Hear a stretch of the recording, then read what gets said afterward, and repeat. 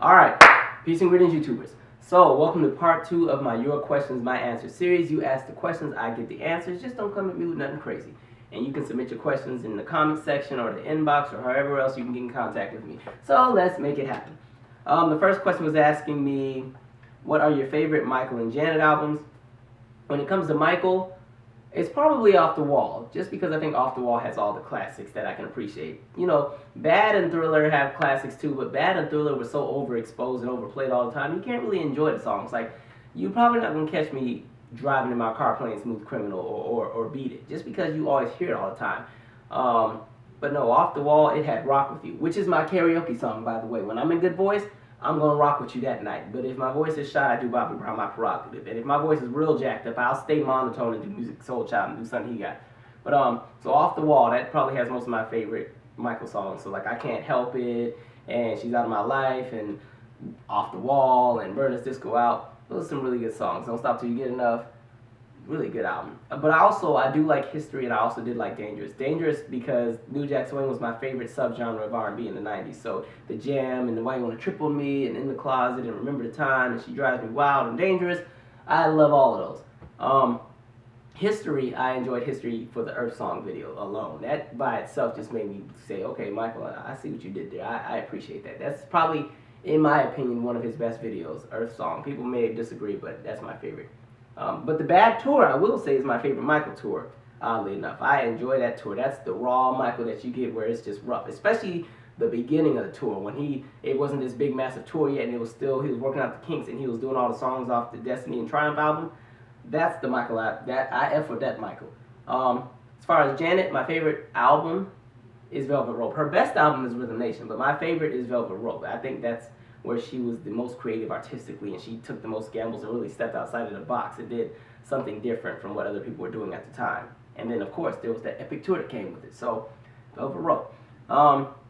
This next question is going to raise some eyebrows, or at least it's going to make some people uncomfortable. But anyway, somebody says, I know you're a religious person. Do you believe that Jesus was white? I consider myself a godly person, but I just can't get my head around a black person praying to a white person to save their soul. What do you think? And they gave me their opinion, but I don't want to read all that because I don't want to get y'all going. But in my opinion, I don't believe Jesus was white. Historically, there are many times where groups of people will alter and change and rebrand things to make them more presentable to an audience that they're trying to capture. And I think that's something that's kind of happened with Jesus. Like even if you go into history books and you look at just other things, like if you look at Egypt or ancient Egypt, you know, most Americans believe that the ancient Egyptians kind of look like a boo off of was it a boo off Aladdin, or was that the monkey's name? I forgot. But they think everybody that was in ancient Egypt were of Arab descent, and actually when the pyramids and everything was built, that was before the Mesopotamians came and took over that area. This is when they were just straight well, I shouldn't say straight Africans, that sounds really ignorant, but as far as like sub-Saharan Africans and everything that took care that built all that. And when the Mesopotamians came in and took over stuff and they saw all the artwork, that's why all the things, everything's missing noses. All the Sphinx and the Sphinx and all the statues and stuff, they don't have noses because all of the statues had black features. And at the time, when they came, they said, wait a minute, we're going to change some stuff from here. So they destroyed a lot of artwork, they changed the noses, and hey, that was like the first gentrification. And I don't know, but culturally, cultures always do that. Like, so when it comes to Jesus, there's a million arguments about his race, but when you look at the region where he came from in that time period, it's really hard to believe that he was white. I'm not going to say he wasn't white, but I'm just going to say I don't believe he was white. I think Jesus looked like I did. Because honestly, if Jesus and all the crew were white, they had some serious sunburn over there, because it's hot during that time period, during the spring and summer months. So, and I didn't hear about sunburn in the Bible. Let me stop. But no, it's and when I was little, I always believed Jesus was white because that's what I was taught. And even when I lived in Italy and we would go on the field trips to Florence and you'd see the last, Leonardo da Vinci, the Last Supper photo, and it's Jesus and everybody's white with the nice red hair and everything, which is cool. And you do you and everything. But as a child, that's what I thought Jesus looked like. And as I got into college and developed and studied, I kind of felt otherwise. But also that time, I was a little rebellious religiously. I wasn't really that religious in college because I had started reading and studying about the institution of slavery and everything, and how people use religion to make the slaves become obedient and compliant. So I was in the phase where I was like, oh man, I ain't down to the man. They using religion. I was 2 steps from being Muslim. The only reason I didn't become a Muslim was because I don't think I was disciplined enough. Because it would be just my luck. If I was Muslim, I'd probably be in Target, and then boom, it's time to pray. And I got to pull out my rug and hold up the checkout line. And you better not cut me while I'm praying either, because that's rude and disrespectful. So you're gonna sit there and wait until I'm done, even if I pray for 30 minutes. And I just wasn't disciplined enough to be Muslim. But I am totally kidding. I just wanted to get that in there. If you follow the Islamic faith, please don't take offense to that. Please, I promise. I won't say that again. I just had to get that off my chest. But no, historically, many groups of people have always done it. And I think at the time, if you were trying to sell something like Christianity to people, if we go back to like the 14 and 1500s, the only black people that were in that region, or even if we go back even further, like the 1100s and the 1200s, the only black people, and I'm talking about AD, the only black people that were in that region were the Maroons. Other than that, we all were still in Africa or wherever else we were at. So it would have been very hard to convince people to follow this faith if you pull out a picture of Jesus and he looks like me and you're not used to seeing me in your area. What the heck? I'm not worshiping that. Because I'm about to enslave you in about 200 more years. So, hey. So for me, Jesus is black. But I feel it's not about what he looks like. It's about what he did. And we're all created in his image, or as far as like God says about, we're all created in his image anyway. So when it's all said and done, you do you. If Jesus is Asian to you, if he is white, if he got vitiligo, as long as you have that relationship and it works for you and it keeps you working to do what you need to do every day, then you do you. And I'm going to do me. Amen. I'll pass the collection plate around after this video.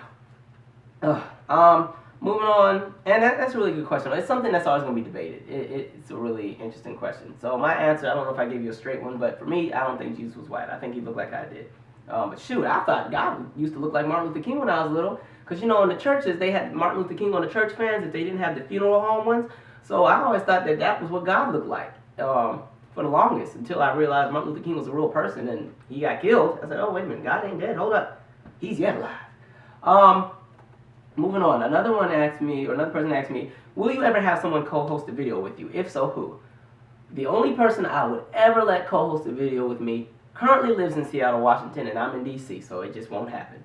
I would be up for it, but I don't know how well it would work, because this is kind of like my stumping ground where I can kind of just vent and do whatever I want to do, and there's no boundaries. And when you have somebody else come into the picture, now you have to respect what they say. Because what if I start talking about race and they don't agree with what I'm saying? And I'm, got a choice. If I said that's how it is, that's how it is.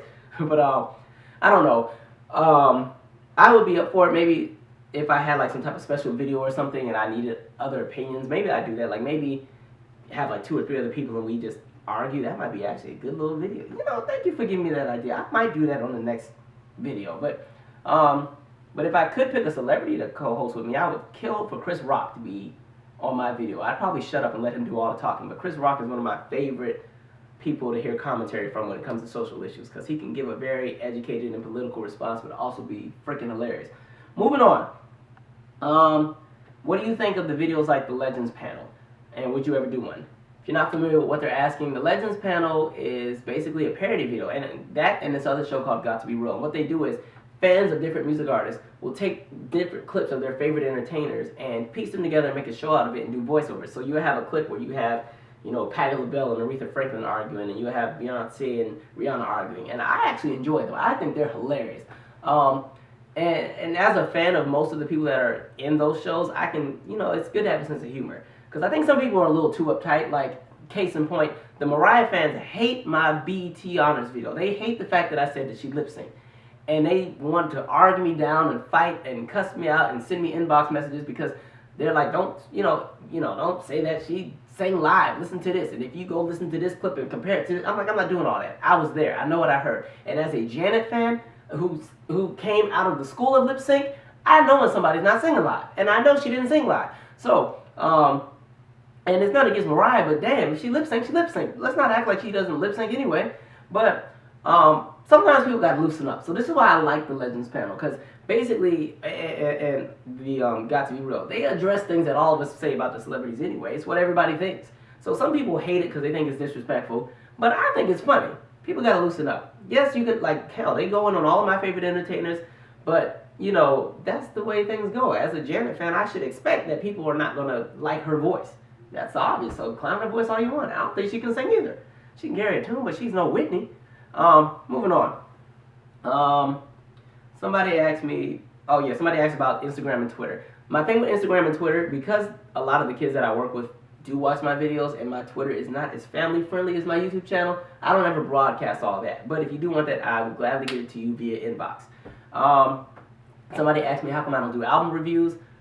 I think just because my opinions on music are objective. We're not going to have the same musical opinion. And I don't really like reviews of music anyway. Because, you know, an artist is going to, well, this industry's so different now. I don't even know if I should say artist because you just do whatever the label tells you to do and you shut up.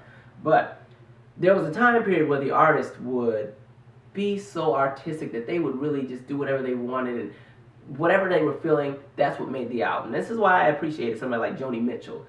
Great songwriter, probably one of the best songwriters in the history of music. But critically, sometimes people didn't like her material. And even with just a lot of the current people that are out, it's hard to review and critique an album because if you don't know what the artist was intending, it's hard to judge it. Like, there's some albums that I don't appreciate till years later.